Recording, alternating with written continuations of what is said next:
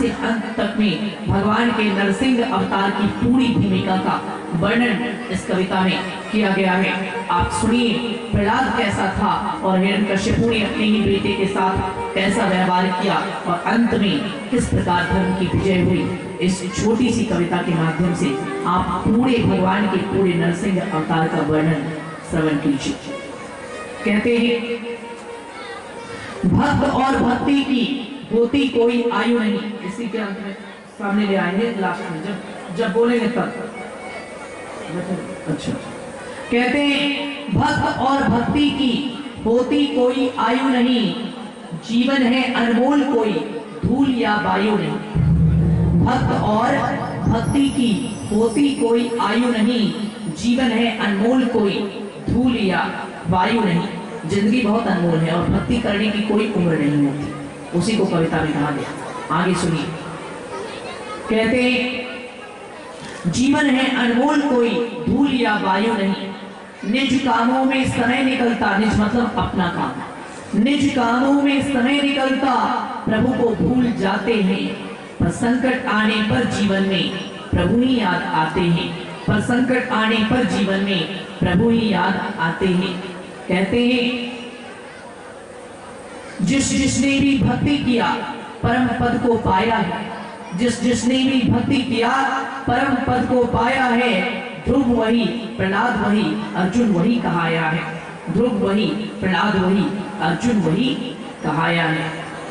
5 वर्ष की उम्र में जिसने हरि नाम को गाया था, 5 वर्ष की उम्र में जिसने हरि नाम को गाया था, बनकर प्रहलाद मानव ने ही परमात्मा को पाया था। बनकर प्रहलाद मानव ने ही परमात्मा को पाया था। कहते हैं हिरण्यकश्यप था पिता उनका जिसने उन्हें डराया था। हिरण्यकश्यप था पिता उनका जिसने उन्हें डराया था। मैं ही हूँ भगवान जगत में बात यही बताया था। मैं ही हूँ भगवान जगत में बात यही बताया था। लेकिन सुनिए प्रहलाद ने क्या किया। कहते हैं हिरण्यकश्यप था पिता उनका जिसने उन्हें डराया था। मैं ही हूँ भगवान जगत में बात यही बताया था। लेकिन प्रहलाद के रोम रोम में नारायण ही समाये थे। लेकिन प्रहलाद के रोम रोम में नारायण ही समाये थे। इसीलिए बैकुंठ छोड़ प्रभु खंभे में भी आए थे। इसीलिए बैकुंठ छोड़ प्रभु खंभे में भी आए थे। कहते हैं बहुत कष्ट दिया कश्यपु ने। कश्यपु यानी हिरण्यकश्यपु ने क्या क्या कष्ट दिया कविता में सुनिए। बहुत कष्ट दिया कश्यपु ने, चोटी से गिराया था, पहाड़ से गिरा दिया प्रहलाद को मारने के लिए। बहुत कष्ट दिया कश्यपु ने, चोटी से गिराया था। होलिका के संग जलती चिता में प्रहलाद को बिठाया था। होलिका के संग जलती चिता में प्रहलाद को बिठाया था। लेकिन कहते हैं हर विपत्ति से बचा रहा वो, भक्त पर भगवान की छाया थी। हर विपत्ति से बचा रहा वो, भक्त पर भगवान की छाया थी। हिरण्यकश्यप कुछ समझ न पाया, ये लक्ष्मीपति की माया थी। हिरण्यकश्यप कुछ समझ न पाया, ये लक्ष्मीपति की माया थी। थक हार कर उसने प्रहलाद पर प्रश्नों का बौछार किया। अंत में जब सारे उपाय निष्फल हो गए तब हिरण्यकश्यपु ने प्रहलाद को अपने आमने सामने बुलाया और अपने आमने सामने बुलाकर सीधे प्रहलाद से हिरण्यकश्यपु ने सवाल करना शुरू किया। क्या सवाल किया कविता में सुनिए आप। थक हार कर उसने प्रहलाद पर प्रश्नों का बौछार किया। कौन है ईश्वर, कहाँ है ईश्वर, इस बात पर विवाद किया। कौन है ईश्वर, कहाँ है ईश्वर, गुस्से से विवाद किया। थक हार कर उसने प्रहलाद पर प्रश्नों का बौछार किया। कौन है ईश्वर, कहाँ है ईश्वर, गुस्से से विवाद किया। कहा बालक ने कण कण में एक वही समाई है। अब बालक कह रहा है अपने पिता से, कहा बालक ने कण कण में एक वही समाये हैं। राम वही परशुराम वही नाना रूप बनाए हैं। राम वही परशुराम वही नाना रूप बनाए हैं। कहा असुर ने खंभे में भी क्या तेरा ईश्वर समाया है। कहा असुर ने खंभे में भी क्या तेरा ईश्वर समाया है। सब जगह मौजूद है तो अब तक क्यों नहीं आया है। सब जगह मौजूद है तो अब तक क्यों नहीं आया है। ऐसा कहकर उस दुष्ट ने ऐसा कहकर उस दुष्ट ने खंभे पर प्रहार किया। ऐसा कहकर उस दुष्ट ने खंभे पर प्रहार किया। भक्त के खातिर तब भगवान ने नरसिंह का अवतार लिया। भक्त के खातिर तब भगवान ने नरसिंह का अवतार लिया। ऐसा कहकर उस दुष्ट ने खंभे पर प्रहार किया। भक्त के खातिर तब भगवान ने नरसिंह का अवतार लिया। भक्त के खातिर तब भगवान ने नरसिंह का अवतार लिया।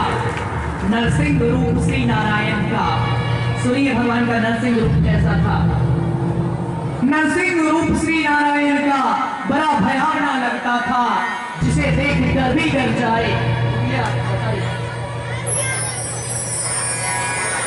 आइए भगवान के नरसिंह अवतार को आप दर्शन कीजिए। भगवान का नरसिंह अवतार कैसे प्रकट होता है। कहते हैं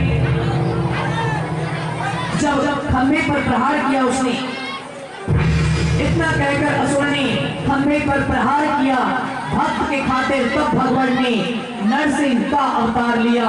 भक्त के खातिर तब भगवान ने नरसिंह का अवतार लिया। कैसा था भगवान का नरसिंह रूप। सुनिए कथा में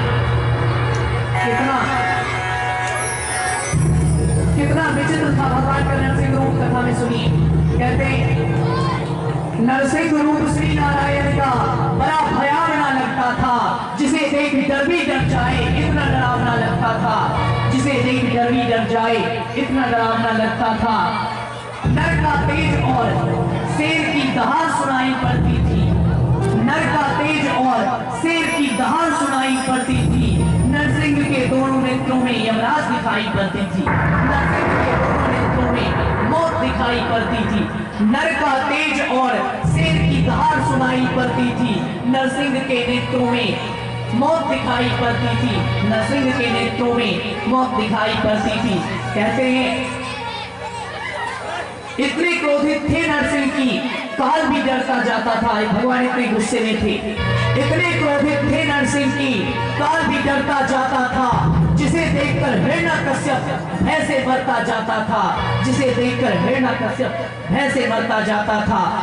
बालों से घसीटा पापी को। कविता की अंतिम पंक्ति भगवान ने क्या किया। नरसिंह भगवान ने हिरण्यकश्यप के साथ क्या किया आप सुनिए।